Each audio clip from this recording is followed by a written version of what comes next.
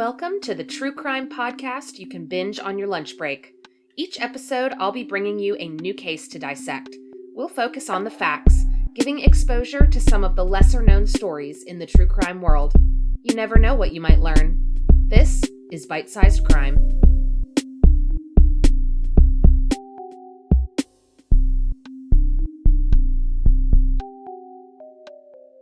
Welcome back to Bite-Sized Crime. This week, I'm bringing you a case of a missing woman whose son may hold the key to what happened to her. On December 3rd, 2000, the parishioners at Liberty Temple Church in East Orange, New Jersey, were in the middle of their Sunday morning service when they heard someone banging loudly on the church door. This was especially odd because the door to their leased space above the auto parts store was not usually locked during services. When a deacon went to see who was at the door, he was shocked to find a crying toddler alone on the doorstep. The small boy was dressed for the winter weather in jeans, a blue sweatshirt, black coat and boots, and a black skull cap. He appeared to be unharmed, but clearly upset. The deacon immediately brought the boy to the Reverend Robert Jiggets, who assumed he had just wandered away from the church service and that his family must be looking for him. The pastor brought the boy before the congregation and asked who he belonged to, but no one had ever seen him before. Between services, church members found the boy a fresh diaper and a change of clothes. They tried to question the child, but the only thing he could tell them was his first name, Amaru.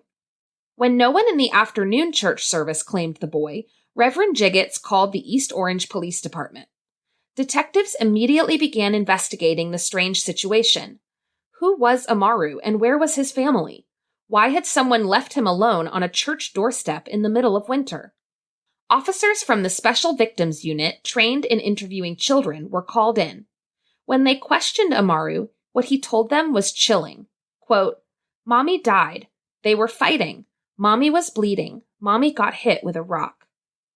Amaru was put in foster care while police searched for his parents. But it would be days before he was reunited with his family, who were frantically searching for him nearly 100 miles away. In West Philadelphia, Pennsylvania, the family of 23-year-old Aisha Muhammad were concerned. They had not heard from Aisha in nearly a week. This was not like her at all.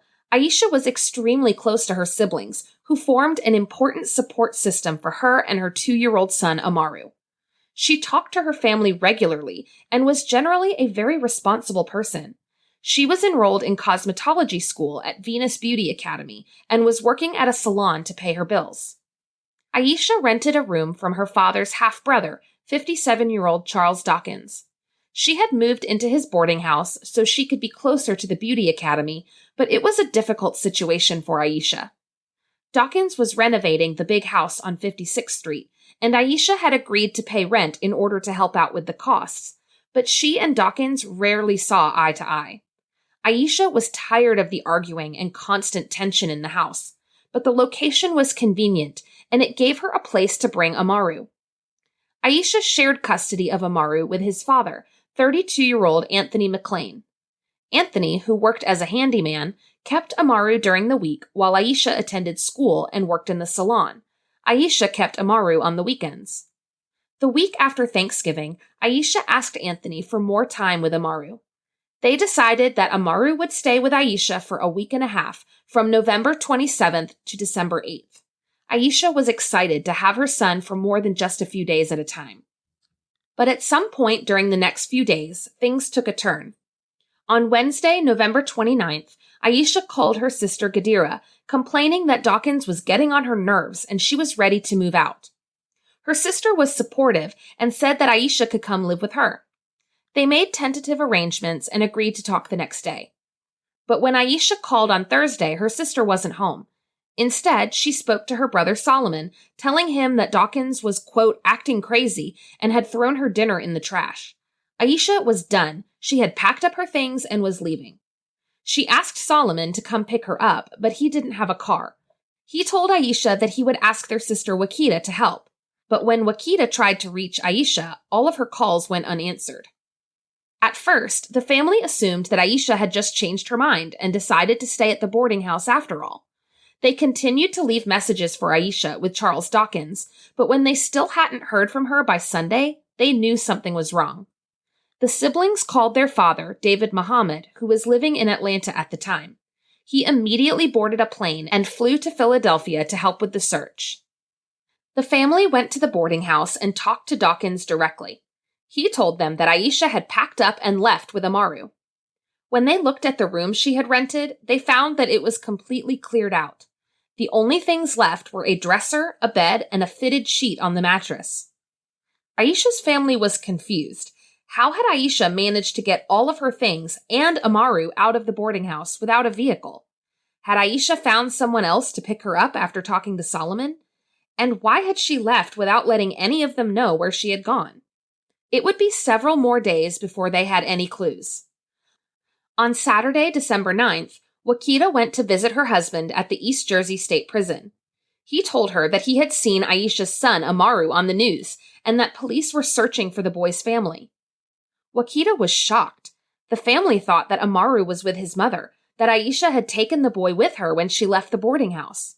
At least, that's what Charles Dawkins had told them.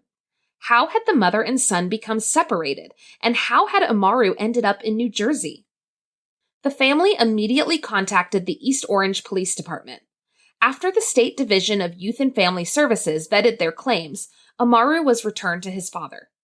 The family was overjoyed to have Amaru back, but they still had so many unanswered questions.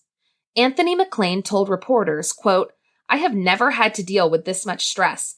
I'm happy we found Amaru, but we have to find out what's up with Aisha. She would not drop Amaru off at that church unless it was life-threatening."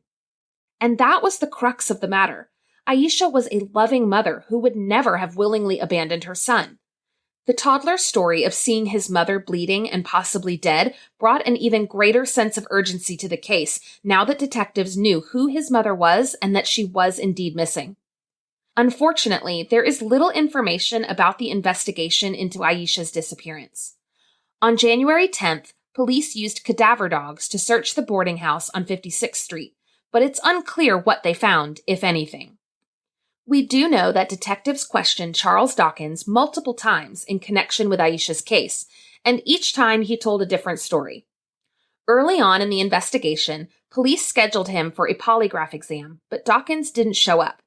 He was on parole at the time after having been in prison for burglary and aggravated robbery, but after Aisha disappeared, so did Charles Dawkins.